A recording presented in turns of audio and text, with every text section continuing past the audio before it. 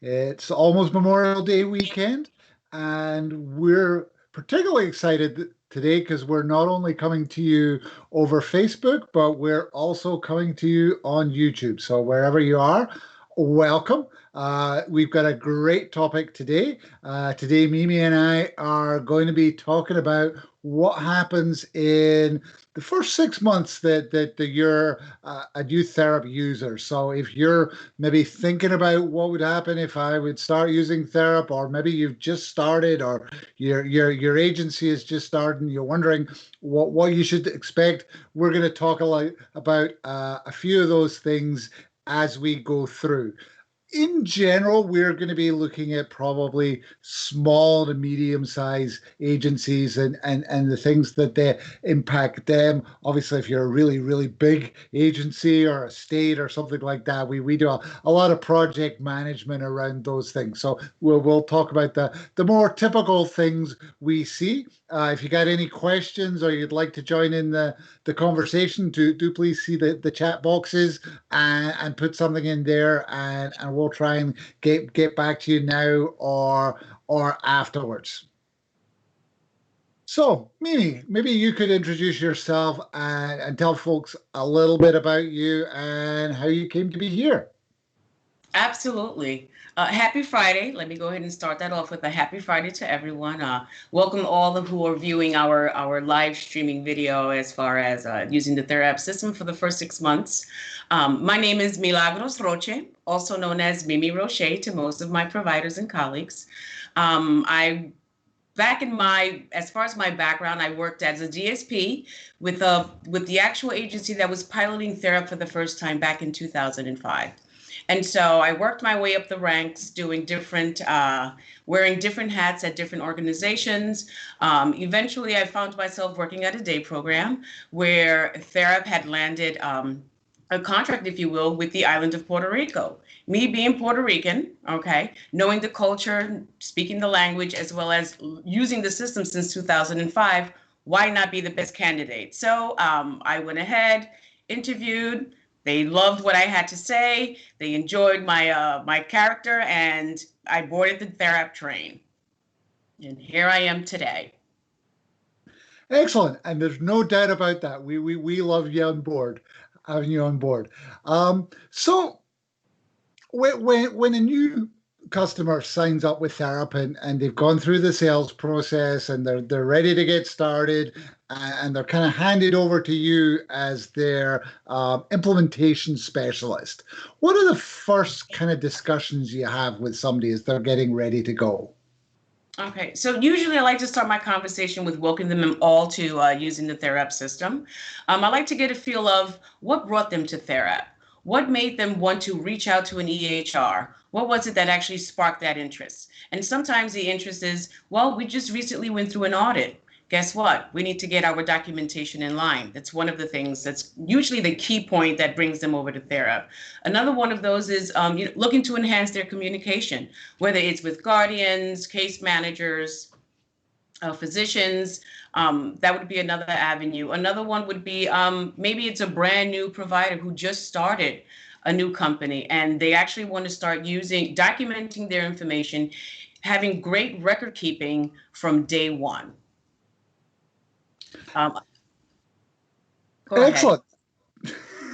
Excellent. And again, there's lots of sort of planning and things like that goes into those sort of first decisions. And one of the things I found in back from the days when I used to do a lot of provider implementations was you're looking for some early wins. This is going to be change for the provider. Nobody likes change. Everybody wants to do things the way they've always done them, and particularly when it comes to piece of paper. I've come across people who they spent the last 20 years perfecting that paper form that they use, and now you're the one that's going to take it away from them. So what are some of those early wins that you're looking to get when you're working with a new provider? Okay, so some of the early ones that I'm looking forward to here is, okay, so plan one was let's go ahead and these are some of the actual documents that we want to go paperless with, whether it being documenting on goals and objectives, strategies for those individuals, long-term objectives, future planning. One of the early wins is them actually saying, guess what? There's actually a place where we can document this electronically. Staff has access to this, whether it be in through the actual browser or being mobile. And it's kind of like, yes, you could actually do that. Another early win is the buy-in from staff. Staff is actually going in and documenting. Not everyone is computer savvy. Guess what? Therap system is so user-friendly that even if you're using just a smartphone, it's just as easy as you going into the actual application and doing your documentation. Being able to view reports of all the documentation that staff has been putting into the system. Realizing the transparency. Okay, that's one of the early wins. Realizing the transparency. Day program could see what's going on at the residential program with the individual and vice versa. So I'm looking for some of those wins. Those are the best wins that you could actually hear from when you're having that conversation with a provider. Absolutely. It's funny. You remind me of times I've been out doing this, and we're having these conversations about what should we do and how should we do it, and they're like, wow, you guys actually know what we do. And I think the fact that you gave your story of you've spent your lifetime working with folks with intellectual disabilities and doing this, as have all of our support staff. So again, there's a lot of experience in what it is that folks do, which makes that conversation about how are we going to move from paper over to doing this electronically, or how are we going to go from one system that we used to do and over to a new one. Could you maybe talk a little bit about what are the things that you talked about, transparency, and that's a big deal. It's certainly I like to talk about secure transparency when it comes to therapy. Everybody can see things as long as they're allowed to. How do you help a new provider get used to that transparency and that accountability which comes along with having their documentation shared? Well, first of all, we always make sure to let them know that it's HIPAA compliant. Everything that goes into Therap is protected. It's really based on the privileges that they allow other users to see. Okay, so they have control of saying, this is your caseload, this is the only person that you get to document on, and this is the only information that you're going to actually get to view for that individual. That's one of the keys as far as transparency, making sure that you are providing just the right amount of access to those who need to view that information. Cool. And we just got a question from Jennifer, who's saying, she likes the mobile app, but she just wishes that it would do more, that she could do vitals and other things like that, as well as her service documentation in there. I got two thoughts about that. One is keep looking at that mobile app, because there might be more things showing up there in the next few weeks. And the other is, if you've been using Therap for a little while, you'll have got used to our user interface changing. And the new user interface that we use is what we call a responsive design. And that means it's designed not only to work on a big screen like a laptop or a tablet, but it actually will work nicely going down onto your cell phone. Sometimes when you look at a website, you got to do all that pinch and zoom stuff. And the modules like health tracking that are now in that new responsive design, they actually work pretty well on your cell phone. And we're looking at some ways that we can make that easier for you to get at. So, and thanks for the question. So, I would imagine, as people are coming on and they got to change a lot of their processes, and they're working out how to move from paper to being in Therap. Sometimes they're going to make a mistake, or they're maybe going to go the wrong way, or something might not be exactly what they wanted. What are some of those common mistakes that you see people make while they're making that transition? Okay, so one of the main ones, one of the actual main missteps that I've seen is When providers are creating those unrealistic goals, they signed on today, they want to go live tomorrow. Okay, it's kind of like, okay, let's take a step back. Let's take a look at what's actually important to you. Let's see how we can go ahead and create an implementation plan. Let's follow through with that implementation plan to actually get you to go live successfully so that you don't find yourself having to relaunch later on down the road. Another thing is key players. Figure out who are going to be those key players, those provider admins. One of the things that we like to recommend is try not to find yourself putting the implementation plan or that project, if you will, in the hands of someone who's already wearing too many hats. Having that provider admin be available to be a part of those standing calls, implementing. Also include additional key players. So if you have a day program and you have a residential program, guess what? Why not bring in those program directors to be a part of that implementation plan? Being able to brainstorm, everyone gets the same knowledge. This way, if residential is not available, day program directors available, they receive the knowledge, they could actually transfer that information over or train the other staff. Another thing is not providing enough guidance to your staff.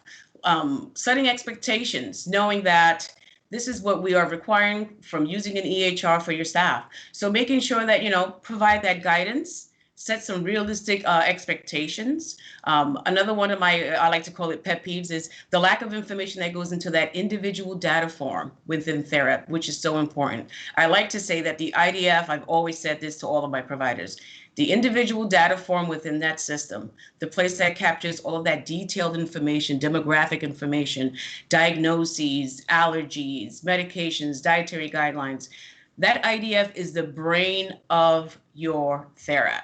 The more that you feed information into the brain, guess what? The brain's going to be able to go ahead and transfer that information out to other modules. That's my take on it.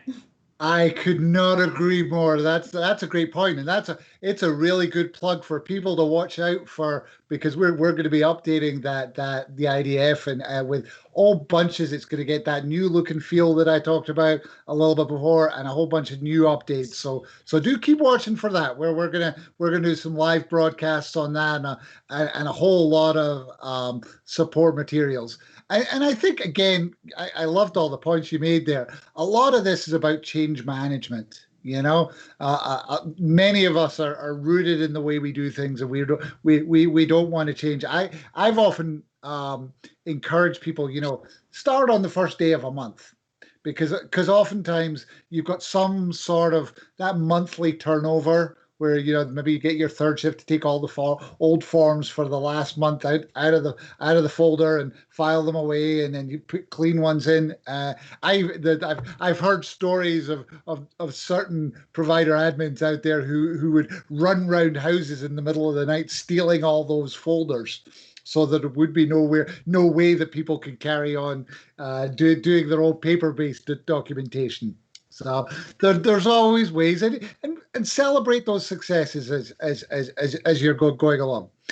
So if you had to, based on your experience with all those providers you worked with, you had to give a new Therap customer 3 tips, what would your top 3 tips be to a new Therap customer? Oh, that's a difficult one there. I have a list of tips that I can give. However, let me go ahead and brainstorm a bit, okay? So I would probably say attend the webinars. Please do attend the webinars that Therap has to offer.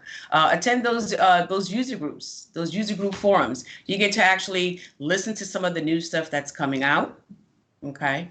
On top of not only listening to the new stuff that's coming out, you get to also hear about what others, how they're using this system at their organization. So you also get your tips and your hints and tricks and all sorts of good things when you're using an EHR. Another one would be to please use all of the resources. Okay, we offer help and support. You have your envelope with your little feedback. Send in your suggestions.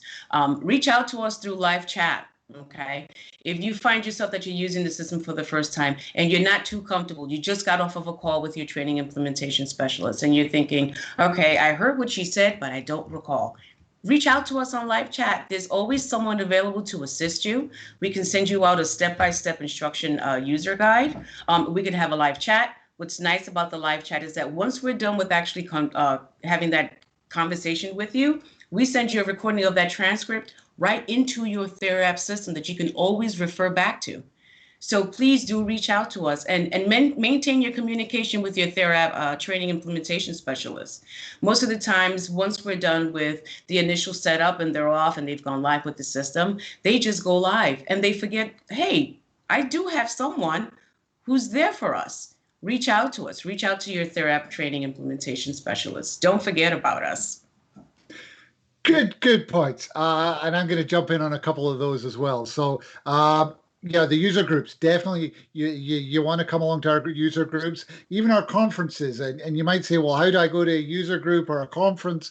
No, I'm not allowed to be in a group of more than 5 or 10 or whatever the rules are in my state. And the answer to that is check out our website. We're doing a lot of work just now trying to work out what are the best ways that we can provide that sort of sense of community and those interactions that you're used to getting at Therap user groups and Therap conferences. So there will be plenty of them, particularly on the user group, and then we're even looking at how to do the conferences as we go along.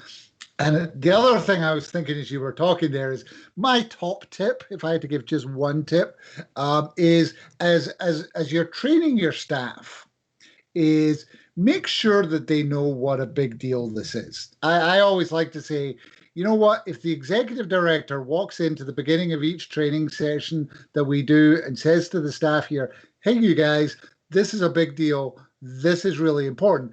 Everybody's going to not think, oh, it's just another stupid training I didn't want to go to. So I always encourage, let people know that there's real senior management buy into this when you're getting started.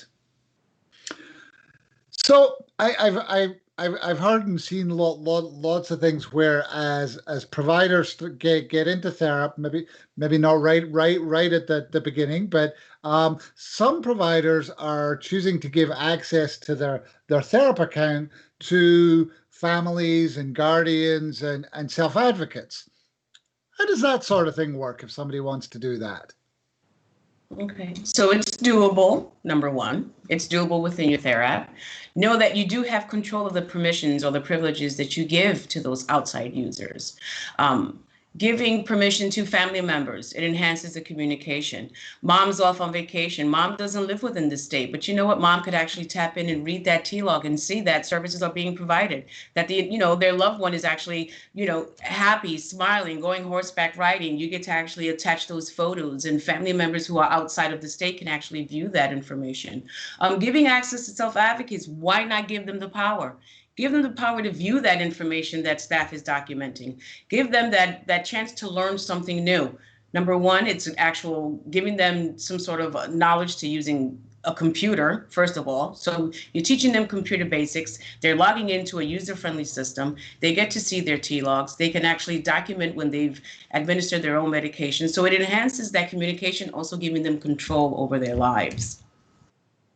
I think that's awesome. It's one of my favorite things to do when we go out and we're doing maybe more of a sales presentation. So we're talking to an agency that doesn't use Therap anymore, and I say, and what you're going to do is you're going to give all your guardians access to Therap so they can read the data in real time, and you look around the table and you can read people's faces really easily, and I usually say to them, and now you're all thinking of one particular mother.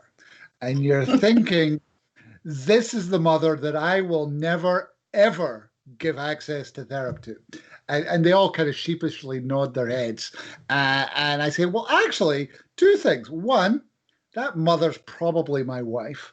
And number two is that's exactly the mom that you want to give access to. And this is kind of Brockie's theory of secure transparency. And why we've seen that particular thing work time after time is, that mom probably has hundreds and hundreds of tiny little questions that she's want to ask. Spring's been colder this year. Did you remember, to keep a jacket on Joe when he was going to day program? Lots of little questions. So she keeps calling the house to ask, did you do this? Did you do that? So, and the staff aren't sure what they should say, so they're getting worried, and mom doesn't feel like she's getting the answers. And it's all these little questions. If she can get those answered just by logging in and seeing them, then that saves the communication for the really important things, the ones you want to have meetings with. And we've just seen that work time after time. The one other thing I would say about that is I think people should get used to how Therap works first so that they understand the workflows before they give out the access. So just as you were saying earlier, Mimi, they really understand what are those permissions that they're giving to people and how do the workflows uh, go along with that. We have lots more materials. We've got presentations by some self advocates who work for us on our website. If you're interested in that stuff, you should definitely go and check it out. So again, if I'm a new agency and another thing we hear a lot when we're out doing presentations is, yeah, this looks great, but my staff could never do this. How is it that you help either train the staff or help a provider train their staff to use therapy? How does that work? Okay, so that actually brings me to a story. About a year ago, I was up in upstate New York doing some training, and I recall we were completing an onsite and or conducting an onsite, and we had some, users that were coming in, and the users were, they work for the agency. It's a new system. Here's this stranger training all of these people. What's going on here? I can't do this. This is an electronic system. I still have a flip phone. How do I go ahead and document? I'm not too sure. I need to put in my retirement paperwork. And I'm thinking, no, hang out for a bit. Go ahead and take the training. See how user friendly the system is. Okay. First of all, we were able to go ahead and conduct on-site trainings, which it's fantastic. You get to be in person, you get to know about the agency. You also get to meet some of those DSPs who are, the frontline workers when it comes to providing services with individuals. However, if you don't, now with the trying times that we have, we may not be able to come out and do some on-site training. Guess what? We have webinars, we have videos. We also have the Training Academy, where you could actually assign some courses or some series, depending on what you're actually going to be going live within your Therap system. You could assign those courses or classes to your staff members. They can watch those videos at their own pace. Okay, you can actually monitor the progress. Okay, I've assigned this series of several courses to my staff. I can go in as a manager, view the reports, see the progress, see where they're struggling, maybe do some retraining on the side with that DSP or manager. Another thing I like to offer is that when we're doing webinar trainings with provider admins, we always go into what's called the test mode within your Therap system. So training staff within test mode, you have access to that. Go ahead and conduct the training. Have them go into test mode. Let them go ahead and submit some sort of documentation. In test mode, you also still get to run those reports and see if someone was able to fill out an incident report. If they're struggling, you know exactly where they're struggling with. You can actually go back and retrain them. Excellent. And so it sounds like there's a whole lot of options out there for us to make sure folks are getting the training that they need. And again, with where we are with COVID-19, it makes it difficult. We are not going on site at the moment because we care about your health and our health. But we are looking at all sorts of new tools and platforms that we can move so we can be as engaged, if not even more engaged than we have been in the past. But just do that remotely. And as following on from that, given that we're in the middle of COVID-19 and there are all these restrictions around the country, are providers still starting up and using Therap? Yes, they are. Believe it or not, I thought there was going to be a pause, but it's kind of like everyone's taking advantage of this time to get the startup, putting in those documents that they're looking to go paperless with, training their staff, having their DSPs even attend some of those webinar trainings that we offer virtually through a meeting. So they're taking advantage of this time to use the system, upgrade their system as far as maybe adding additional modules. Maybe this is the time where now we can go ahead and take that behavior tracking that we're doing on paper. Let's go ahead and start implementing that within the Therap system so that this way, once we start getting back to our normalcy, if you will, all of that information is already in the system. So yeah, there has been an increase with usage as far as during the whole COVID-19. What I also like to say is that Therap had created what's called the staff visitors log, based off of COVID-19, offering a questionnaire for providers to allow staff to document whenever a visitor came into the facility, and you're looking to keep track of, whether who was that visitor, what was their temperature at the time, what was the time that they actually entered the facility and the time that they exit the facility. You're able to run those reports. So therefore, if it just so happens that there's some sort of a case or an emergency, you have those reports that you can go back to, okay, and kind of pinpoint more or less where this might have taken place. Excellent, and I think we've seen some other things going on. That there's been some incident reporting stuff that we've put out there. So we've added COVID-19 tracking to our incident report. Even some states have changed the way billing works, so that if you can maybe you're no longer able to provide day services, but there are ways to bill, and we've been responding as quickly as we can to agencies so they can do those new billing mechanisms. We do have a special COVID-19 page on our website. So if you've got questions about, do we have particular functionality available for you in your state in response to COVID-19, please check that page on our website. Or as Mimi said before, reach out to your training specialist, and they'll be able to help you and talk about what we can do to help with that. So all that training stuff sounds really good, Mimi. Is that an additional cost? Okay. So based on the size of your organization, you might request for us to do an on-site training. That's kind of like an additional cost. We would come out and train your organization. However, now with COVID-19, you have access to the Training Academy. So it's a learning management system for Therap. That's free. That's actually free. So why not log in, get a manager's account, assign some of those courses or series to your staff, giving them that knowledge, training them on how to use the system, so that once you actually, again, go back to your normalcy of providing services, they have all of the knowledge that they need, providing some of that guidance. That's all free as far as Therap with your subscription.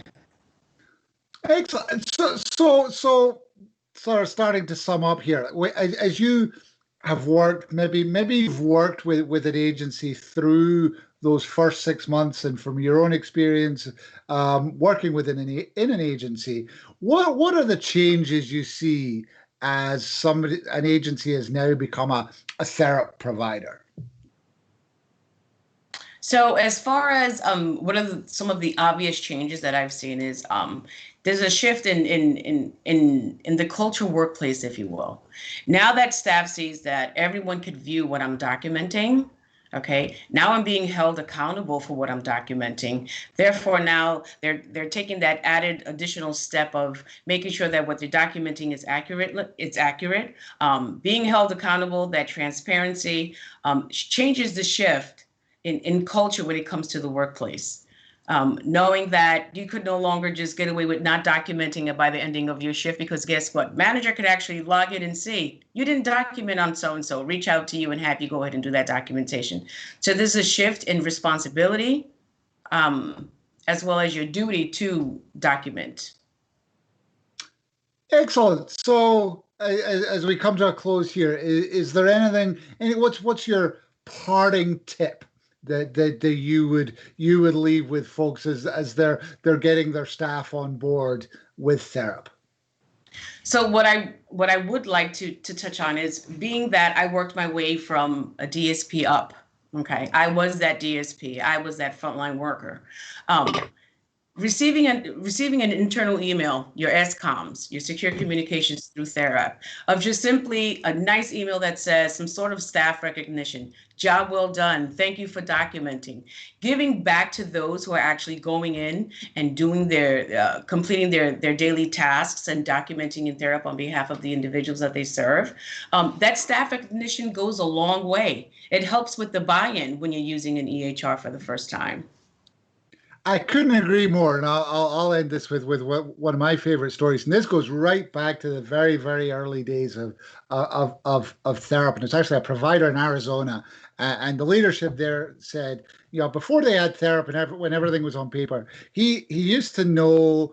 The staff who made med errors and crashed vans and couldn't balance the money because they were all the things that kind of escalated up here. And now he could log into therapy, he could read some notes and look, and meant that he could actually get out there and, for example, thank the member of staff who was taking one of the individuals to church every weekend and say, thanks for doing that. That's what we're about. That's building relationships. That's great. And again, it's a culture shift to be able to focus on the positive. And it's always cheered me up to think of things that way. So with that, Mimi, thanks for joining us on a Therap Live Friday. To everybody out there watching, if you enjoyed this, please like it, please share it, please subscribe to it, or leave comments on whichever platform you're watching. And we're going to be back with a whole lot more content in the weeks to come. We'll see you soon. Goodbye.